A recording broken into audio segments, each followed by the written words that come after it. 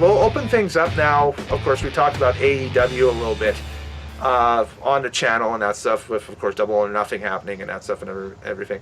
And just recently, a tweet was sent out by Brandy Rhodes, kind of explaining a little bit of what their perceived workplace culture will be towards minorities and other groups and that stuff that will have members of their communities and that stuff employed by AEW going forward. On top of that, the inclusion of some talents that kind of utilize the LGBTQ, ideals and that stuff as either gimmicks or legit parts of their acts, etc., whatever. And for whatever reason, a lot of fans are kind of stuck on that, which I don't think is fair. I think that, just to open here, and then we'll open it up for discussion, I think that it shouldn't matter. I think we should just take a look at that talent's work in the ring and that stuff and judge them by whether they can provide entertaining matches or not going forward. Rather than, what happens in their personal life or, what side of the bed they sleep on or whatever, The problem I find with the wrestling fans is sometimes maturity is not there. Sometimes the understanding of other people or things that are going on just doesn't click. I know I have a few friends that, they have no problem throwing out the politically incorrect words, I'm not going to use them myself, against people that they find weird or strange. And I think this is part of the reason why Brandy had to send out this message, is because people were attacking some of these characters or wrestlers that have, not common lifestyles that a lot of people are used to seeing. So they're just instantly cast as, negative words are thrown at them, which it's nice to see AEW standing up for their talent, being like, no, we don't really appreciate that. They're people too.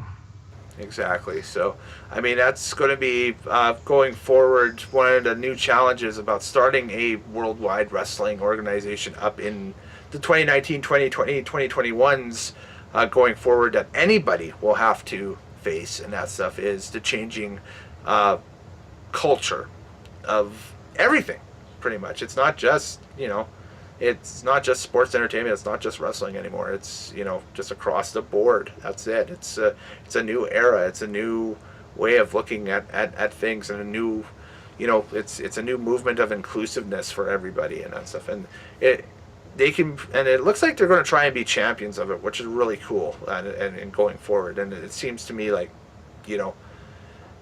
it'll hopefully set examples. The one problem that I can foresee is that there's always going to be people with that old school mentality, and that's in any movement and any direction you lead, in anything. So, but if they can do it and be the champions of it and that stuff, and provide on something that, let's face it, WWE is kind of, dusted under the carpet a little bit. They just don't talk about it. They'll flat out, and they'll say that they're diverse, but their storylines and that stuff and everything are, kind of more shades of gray than anything else. And then they'll do a couple of things that are like, well, really, are they diverse and that stuff? And it's definitely something that they can try and carve out that niche in the market for, and that's stuff that WWE has, I guess, not done or has refused to do. That's I can only think of one person that's really, within the last, I don't know, maybe year and a half in WWE, that's really touched on the LGBTQ movement, and that's Finn Balor. That's it. Because he had that T-shirt at WrestleMania. That's it. Yeah, he had a T-shirt, and he also came out with some organizational members of the with the GLAAD organization, and that was fine until they did the April pay-per-view in Saudi Arabia, and they had to basically just shut down that angle, and he hasn't touched it since. Yep. Yeah. Yeah, exactly. When they brought him over for Grace Royal Rumble. Yep, that's it. Exactly. So It's a real world issue that's now just starting to appear in wrestling, and I mean, this inclusion of different lifestyles has been a slow turn since even when I was a kid, it wasn't really accepted.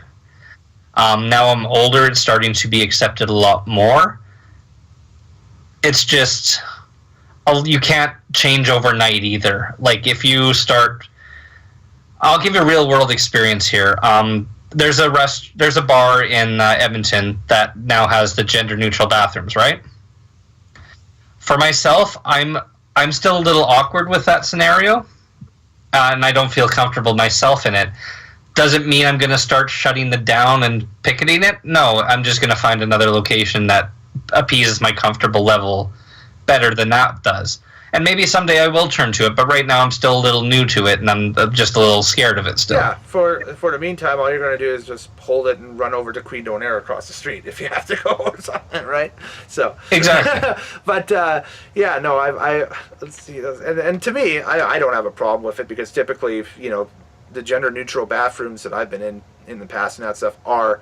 You walk down a hallway and everybody has their own closet almost, and you walk in there and that's pretty much it. I know at there's a bar on the west end of in one of the casinos that a friend of mine used to work at called Hallie's, and they have the gender neutral bathrooms in that bar, but that is what it is. You physically walk into the room or the hallway. It's a long hallway, and then on your right hand side and on your left hand side, it's like little closets. You walk in there, and there's a sink in each one, and you do your business, and there's outlets for both, you know, A and B. So yeah, it sounds different than the one I was at, because the one I was at, it's Garneau Theater, and they have urinals as well as 3 cubicles for both men and women to share, and to me that's just a little awkward still. To me that sounds like a retrofit more than anything else. So I mean that's one way that they're looking at doing things and that stuff and whatever. And of course this,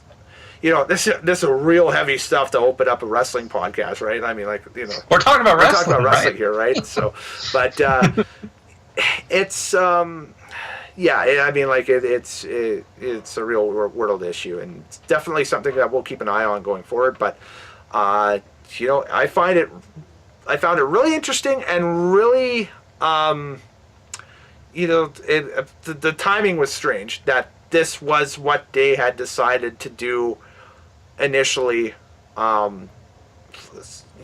within probably the first few weeks of the company organization or the company doing it, is quell everything about it right out of the bat, which, you know, a lot of companies wouldn't do that. They would do that. And I mean, their corporate structure isn't any different than any other corporate structure in any other major company across the line. So no, agreed.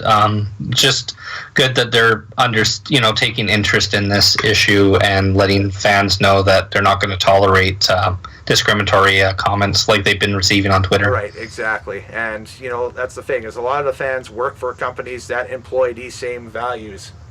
Like not the negative values, I meant like the same corporate inclusiveness values and that stuff that, you know, like if you work for McDonald's, there are corporate inclusive values for McDonald's now and that stuff, no matter what your background is, because of all the racism and sexism and everything like that that's happened in the past and everything. Companies have to do that now, so that's the thing. So I mean, kudos to them for doing, or kudos to AEW for putting it out there right out of the bat.